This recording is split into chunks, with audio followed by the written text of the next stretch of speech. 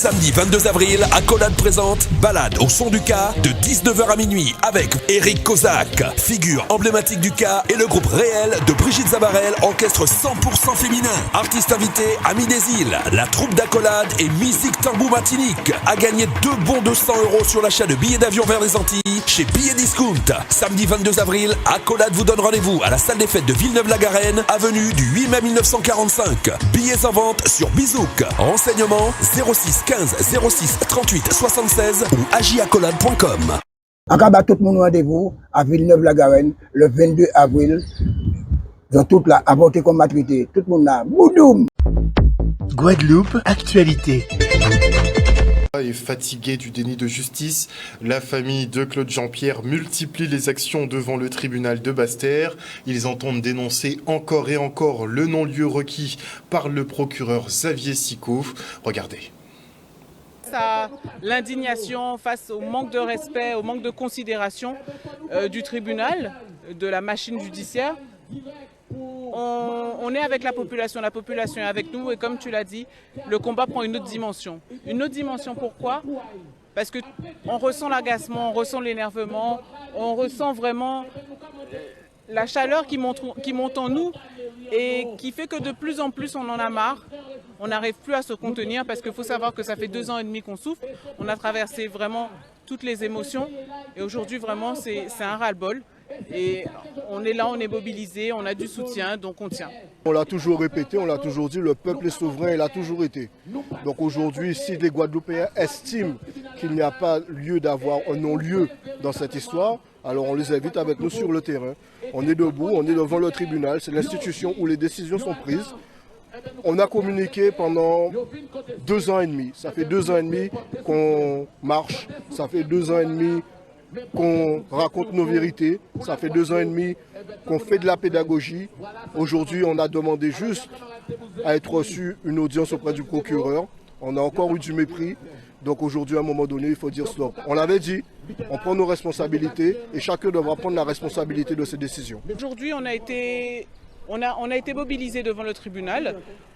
On n'a pas demandé d'audience. On veut voir en fait jusqu'où va le tribunal. Donc là, on va demander une audience avec directement le juge, le magistrat instructeur, puisque le procureur estime qu'il a rendu ses réquisitions et qu'il n'est plus du tout dans le dossier. Donc on va passer directement à la personne qui a le dossier, qui est en possession de ce dossier. Parce qu'il faut savoir qu'aujourd'hui, le juge qui est en charge du dossier a les réquisitions du procureur ainsi que les observations de nos avocats. Donc à partir de tous ces éléments, elle doit donner une réponse. On attend sa réponse avec impatience et en fait, il faut qu'on maintienne cette pression pour que la réponse arrive le plus rapidement possible. On veut des réponses. On n'a pas eu de réponse, on a fait tout ce qu'on a pu, comme dit Christophe, on a été pédagogique, on a été pacifiste, on a tout fait dans les règles. Aujourd'hui, on bloque tout. Tant qu'on n'a pas de réponse, on ne bouge pas. Un reportage signé Olivier Félix. Et la section hôtellerie-restauration du lycée Hyacinthe Bastaro de Marie-Galante est en grève. Ces étudiants dénoncent le manque de matériel et de moyens, mais aussi une cuisine qui n'est pas fonctionnelle, de mauvaises conditions de travail qui mettent à mal leur préparation pour le baccalauréat. Regardez. Aujourd'hui, on s'est réunis pour faire une grève, pour déplorer l'état médiocre du lycée, de la cuisine. Et je vais commencer tout simplement par la cuisine, qui est en fait en travaux depuis depuis 2022, les grandes vacances de 2022. Et on nous dit chaque mois, qu'elle va être repoussée. Là, le dernier mot qu'on a eu, c'est qu'à la rentrée, elle va être finie. On verra bien. Moi, dans mon cas, je suis en terminale bac pro, je n'aurai pas le temps de voir cette cuisine. Mais les 3 ans que j'ai passés dans le lycée m'ont appris que la filière est malheureusement vraiment en déclin. On dirait qu'ils nous abandonnent, qu'ils nous laissent. Donc, je vais prendre un exemple concret. En seconde, j'ai fait des TP sur des crêpes, par exemple. Et cette année, on est revenu sur des crêpes. Donc, sur ce constat, je mêle plus mes profs parce que j'ai l'impression qu'ils ont un manque de compétences, un manque de capacité. Et surtout, ils nous rabâchent à chaque fois que financièrement, ils ne peuvent pas faire de commandes plus hautes, plus élevées pour qu'on puisse voir d'autres techniques. Alors moi, je ne sais pas si c'est vrai, si c'est pas vrai. Moi, c'est du pipeau. Dans le cas de la salle pour ma classe, leur prof est constamment absent. Il esquive en fait les TP. Il ne cherche pas à organiser de TP avec eux. Et c'est quelque chose de déplorable, bien évidemment. Et quand il est en cours avec eux, il fait que raconter sa vie. Il ne veut pas approfondir sur les techniques, pour les apprendre autre chose. Donc, tout ça fait qu'on est obligé de tout apprendre en stage. Et que même quand on arrive en stage, ils nous demandent qu'est-ce qu'on connaît. On se retrouve sans rien, quoi. Par exemple, si on nous demande de faire des filets, on ne peut pas, on ne connaît pas. On est obligé d'improviser ou carrément de demander à notre tuteur comment faire le filet. Donc, vous voyez, 3 ans dans une filière dans laquelle on est censé connaître les filets de levier, un filet par exemple, on n'a rien. C'est déplorable et pour moi, c'est quelque chose de... Voilà. Et c'est pour ceci qu'aujourd'hui, on fait la grève. Et retour sur ce deuxième rendez-vous manqué entre la directrice du MACT, Laurella Rinson, et le président du conseil d'administration de la structure. Convoqué à un entretien disciplinaire, Laurella Rinson ne s'est pas présentée, de quoi rompre la confiance avec Harry Chalus qui indique devoir prendre ses responsabilités dans cette affaire et invite la directrice à faire de même. On l'écoute au micro de Maxime Morel. Pour la deuxième fois, la première fois, bon, j'ai compris qu'elle nous a répondu qu'elle était absente. Je suis quand même président du MACT de la Guadeloupe, responsable de Madame Rinson. Elle aurait au moins, je dis, pu me dire qu'elle ne peut pas se déplacer. Je ne connais pas ses déplacements, je ne connais pas son fonctionnement. Aujourd'hui, nous l'avons encore pour la deuxième fois convoqué à un entretien de manière à ce qu'elle puisse justifier un peu ce que nous lui reprochons sur son fonctionnement, sur les problèmes qui existent au MACT, avec le personnel, avec l'inspection du travail. Et voilà, elle ne s'est pas présentée. Donc là, je prends acte et avec le conseil d'administration, nous prendrons une décision par la suite. Nous avons respecté la procédure comme le disent les statuts et maintenant, c'est à elle de prendre ses responsabilités. Nous prendrons nos responsabilités aussi. Et contacté par notre rédaction, Laurella Rinson précise que le sujet de la convocation n'était pas le fonctionnement du MACT. Et on enchaîne maintenant avec le séminaire des associations de la ville de Morne-à-l'Eau. Le séminaire, c'est une initiative qui est purement associative, dont le but est de faire en sorte que les associations puissent déjà se rencontrer parce qu'il y avait un constat qui a été fait, qu'il n'y a pas suffisamment de rencontres entre elles. Donc l'idée, c'est qu'elles puissent se rencontrer, partager leur savoir-faire, partager des méthodes de travail et surtout communiquer sur leur activité. Au mois de juin, la mairie avait mis en place une grande concertation au niveau des associations. Et de là, après la restitution au mois de septembre, on a mis en place un COPIL, donc une commission avec des personnes de structure qui ont comme objectif en fait de mettre en application les projets qu'ont proposés les associations. Donc voir la faisabilité au niveau du temps, au niveau du coût également, les moyens nécessaires et de mettre une planification en lien avec la collectivité et de pouvoir justement planifier cela. Nous nous sommes rendus compte aussi qu'il y a beaucoup d'associations, mais qu'elles travaillaient chacune de leur côté. Alors des fois, il y a des associations qui veulent faire une manifestation, le même jour, il y a encore. Donc, c'est pour mettre un peu d'ordre. Et puis, les associations demandent aussi des informations au sujet des aides, au sujet du fonctionnement. Donc, ce séminaire est bienvenue pour que les associations fonctionnent ensemble et puis reçoivent aussi les aides face aux demandes d'aide pour pouvoir fonctionner. La ville a voulu aussi mettre en place un accompagnement ingénierie pour leur permettre de faire émerger leurs projets. Parce que souvent, on le sait, les associations ce sont des bénévoles les dirigeants ont leur propre métier et elles n'ont pas toujours le temps de se former pour pouvoir faire émerger leurs projets. Il y a beaucoup d'appels à projets qui se font actuellement. On sait que les subventions ne sont pas données comme cela.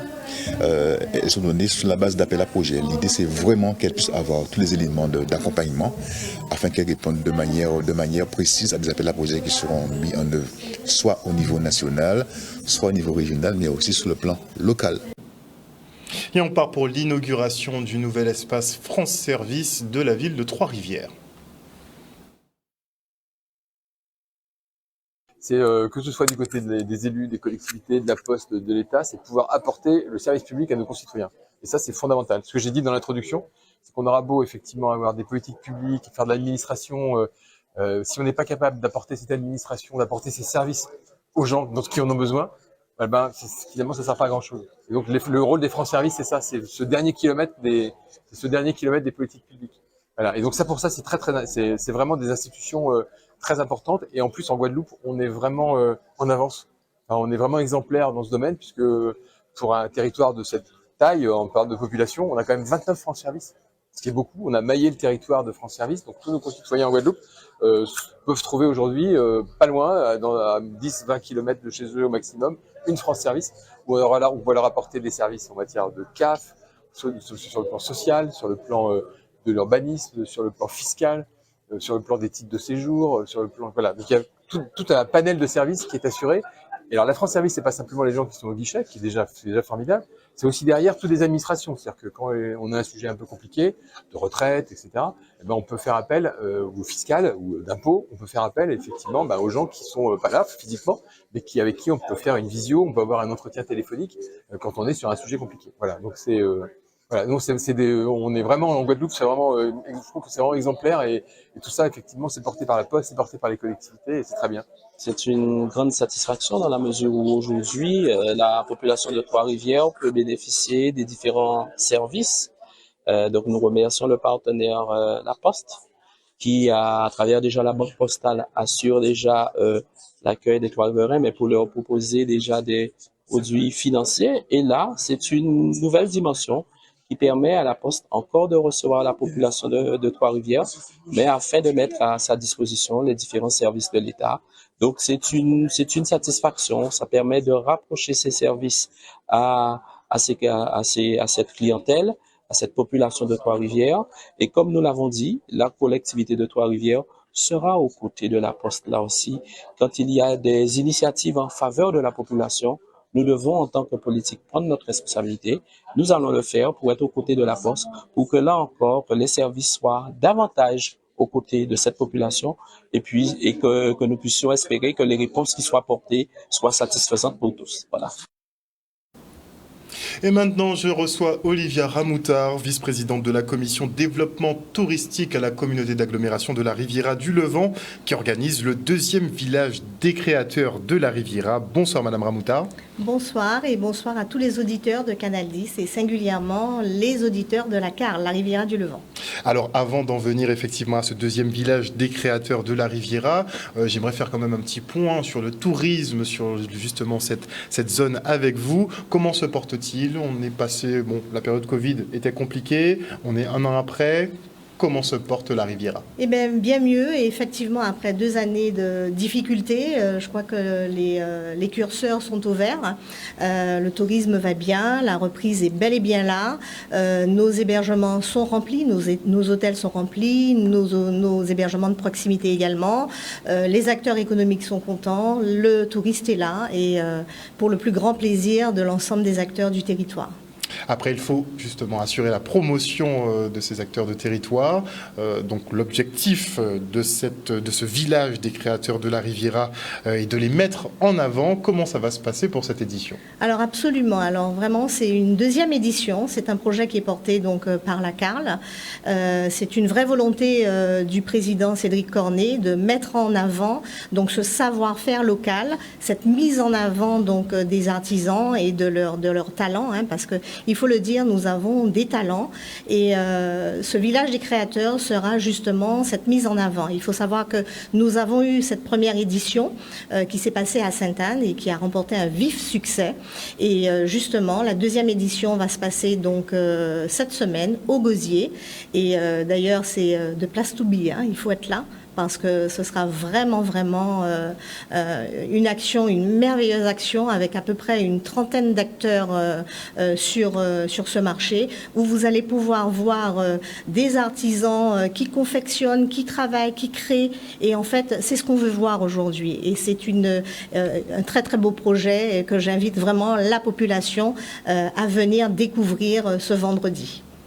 Est-ce que les places sont comptées ou bien les artisans peuvent continuer effectivement à faire des demandes? Alors, ils peuvent continuer à faire des demandes, bien évidemment, et je donnerai tout à l'heure donc des coordonnées. Mais nous avons déjà, nous avons fait un appel à projet. Donc, nous avons déjà une trentaine d'artisans qui seront positionnés sur ce village. Donc, vous allez avoir une diversité de talents que vous allez pouvoir découvrir. Vous les considérez déjà comme des talents? Ah, mais ce sont des simplement talents. Des artisans. Ah non, ce sont des talents et il faut se le dire parce que ce village des créateurs va permettre de voir les personnes en train de confectionner, en train de faire. Et c'est ça le savoir-faire, c'est ce qu'on veut. On veut un peu se détacher du Made in China et Taïwan. On veut du vrai artisanat. On veut du Made in Guadeloupe. Oui, déjà. du Made in Guadeloupe. Et c'est vraiment le sens de ce projet que porte donc le président de la CARL, c'est cette mise en avant donc des talents guadeloupéens et singulièrement ceux de la CARL, évidemment. Alors, première édition à Sainte-Anne, vous l'avez dit, deuxième édition à Gosier. Techniquement, il n'y a pas de jaloux sur la CARL, donc d'autres éditions sont prévues. Absolument, absolument, et pas de jaloux sur la CARL, puisque de toute façon c'est un espace communautaire où il y a la notion d'équité. Donc le village des créateurs sera présent sur les 4 communes qui composent la Riviera du Levant.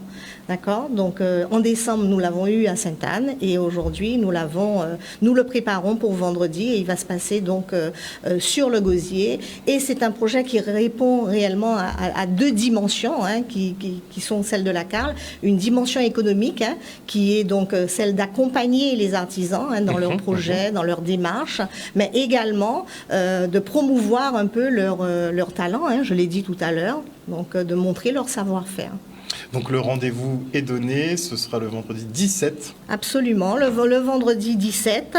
Je donne d'ailleurs rendez-vous, je vais quand même dire un petit peu le programme, parce que dès 10h, on aura l'ouverture du village sur le parc de Calvaire au Gosier, donc avec l'installation des exposants et on va démarrer avec une foire culinaire, d'accord. Donc vous allez pouvoir vous restaurer, donc avec une performance artistique.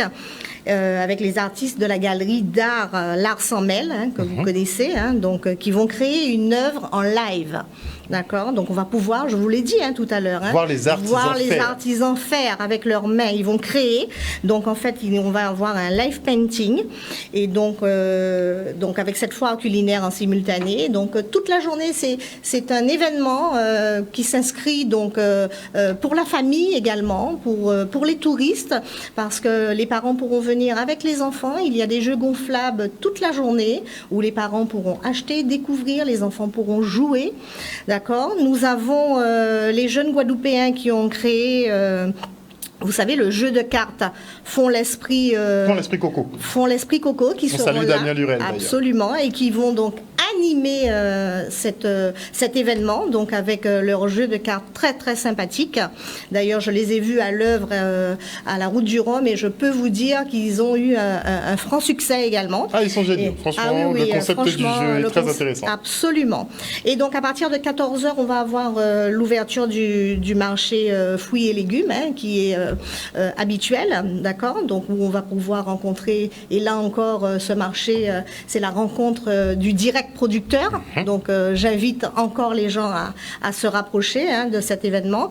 Et à partir de 18h, on va avoir une prestation de danse avec l'association, la JSF, donc l'association des jeunes de Saint-Félix, d'accord. Et à 18h30, on va avoir un super show mode proposé par le salon Ivan Coiffure. Alors, j'insiste, parce que ça va être un très beau show. D'accord.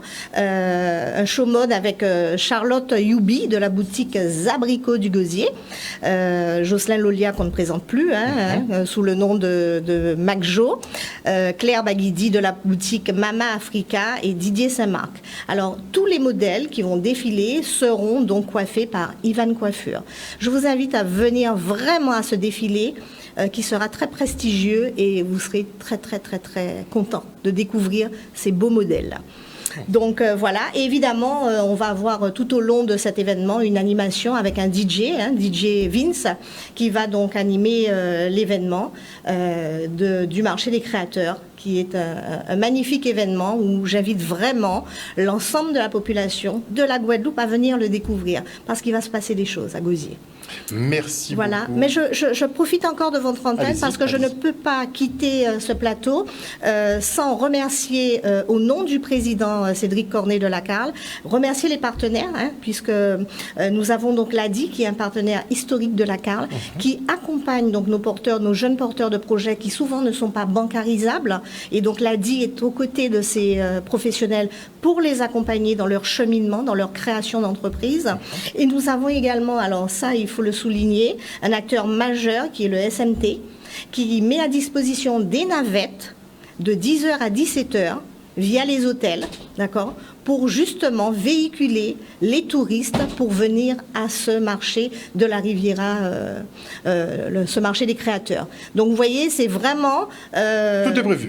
Tout est prévu, tout est pensé, parce qu'on sait très bien que souvent on ne peut pas se garer et des fois on quitte l'événement parce que bon, on n'a pas de place. Et bien la CARL a pensé à tout. La CARL a pensé à tout, le président Cornet a pensé à tout, et il a mis en place des navettes pour permettre aux touristes de venir donc visiter ce marché. Encore merci Olivia Ramoutard, je le rappelle, vice-présidente de la commission développement touristique à la communauté d'agglomération de la Riviera du Levant, de nous avoir présenté donc ce deuxième village des créateurs de la Riviera qui se déroulera donc ce vendredi 17 mars sur le parc du Calvaire. Merci encore. Merci beaucoup. Et la ville de Pointe-Noire, elle lance le Haut 1000 défi, la première édition de la traversée des Mamelles. Cette course individuelle en équipe de 19 km relie la section de Mao-Petit-Bourg à celle de Mao à Pointe-Noire. Plus de précision dans le reportage.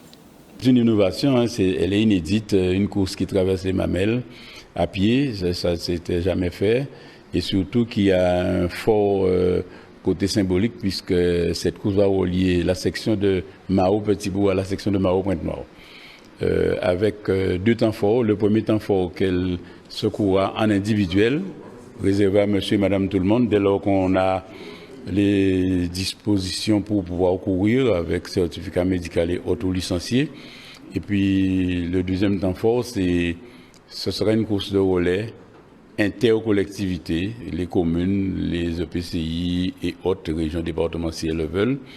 8 personnes au départ, mais équipe de 10 coureurs et qui auront à faire des portions de 2 à 3 km 800 pour pouvoir relier les deux sections de Mao-Pointe-Noire et Mao-Petit-Bourg. C'est une course sur route qui permettra aussi aux concurrents de s'affronter sur un parcours très sélectif, montagneux, vallonné, et qui permettra aussi d'autres formes de compétition et dont le sport a besoin, l'athlétisme en particulier, et qui permettra aussi de se pérenniser dans le temps, qui je l'espère se fera. Et on félicite Maxime Gauthier qui réalise une performance, à savoir un défi de 180 km à pied en 78 heures. Pendant plus de 3 jours, le coureur a fait un aller-retour entre Vieux-Fort et Sainte-Rose en coupant par la montagne. Regardez. Un peu une envie d'écrire l'histoire à ma façon, avec ce que je sais faire, en tout cas de tenter, parce que c'était clairement pas gagné d'avance, et c'est pour ça que je suis parti sur ces défis-là. Parce que pour moi, un défi perso, si on s'engage dessus en sachant d'avance qu'on va le réussir, c'est pas vraiment un défi perso. Un aller simple du GR, il y a déjà d'autres personnes qui l'ont fait, qui l'ont réalisé, et je savais que je pouvais le faire aussi, non sans difficulté. Alors qu'un aller-retour, c'était l'inconnu absolu et je ne savais pas du tout si j'allais en être capable ou pas et à quel point j'allais devoir me dépasser, aller chercher au fond de moi pour pouvoir y arriver. Et ça a été le cas, c'est ce qui s'est passé. Et au final, ça a payé vu qu'on touche le fort ce matin à 3h30. On ne tente pas un défi comme ça du jour au lendemain sans s'y être préparé, etc. Il y a beaucoup de rigueur autour de ça. Ça fait à peu près 1 an que je sacrifie mon quotidien pour me préparer à mon projet global qui est le défi suivant, qui est le Tour de la Guadeloupe à pied. Et ce projet-là faisait partie de mes défis, on va dire, étapes de préparation. Et ça fait 1 an que voilà, je mange d'une certaine manière, je dors à une certaine heure parce qu'on peut se préparer aussi bien qu'on veut. Si l'alimentation et le sommeil ne sont pas bien, ça ne sert à rien, la machine va forcément casser à un moment. Mais oui, c'est beaucoup d'heures d'entraînement, beaucoup d'heures de repos, d'étirement. Il y a tout un tas de choses qui tournent autour de la performance. Il ne faut pas imaginer que je suis arrivé là jeudi soir 22h, je suis parti, je reviens aujourd'hui c'est un miracle. Il y a beaucoup de choses derrière cette performance. Le mental joue un énorme rôle. En toute franchise, je ne saurais pas l'expliquer pourquoi, parce que je savais que c'était un défi en termes de chiffres énormissime. Ça représente 180 km de distance et 11 000 mètres de dénivelé positif. Donc j'imaginais que physiquement ça allait être hyper éprouvant. Ça l'était sur le moment. À certains moments j'allais hyper bien et à d'autres moments j'étais hyper bas en termes d'énergie, etc. Mais à l'arrivée, sincèrement, je sais vraiment pas comment l'expliquer, je me sens bien. J'ai pas mal aux jambes, enfin c'est sûrement dû à la préparation, etc. Mais j'aurais pas imaginé être aussi bien à la fin d'un défi comme ça.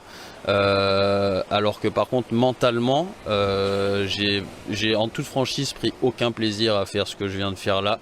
Je le recommande à personne parce que le GR-G1, en mode trail en tout cas, c'est vraiment l'enfer sur terre. Il y a difficilement plus dur.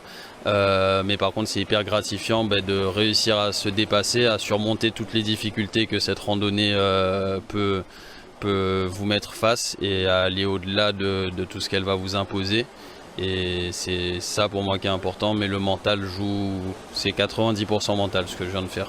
Vraiment fabuleux ce qu'il vient de réaliser, et puis c'est aussi une aventure humaine qui a été autour de tout ça, parce qu'il y avait un groupe WhatsApp avec près de 500 personnes dessus qui ont soutenu pendant toute la durée, avec des centaines et des centaines, des milliers même de messages, et vraiment énormément de bienveillance, que de l'amour, donc c'est chouette de voir que... Je suis émue, c'est chouette de voir tout ce qui peut se créer autour de ça.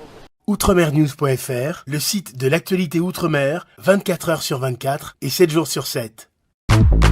Retrouvez la chaîne Outremer News sur YouTube.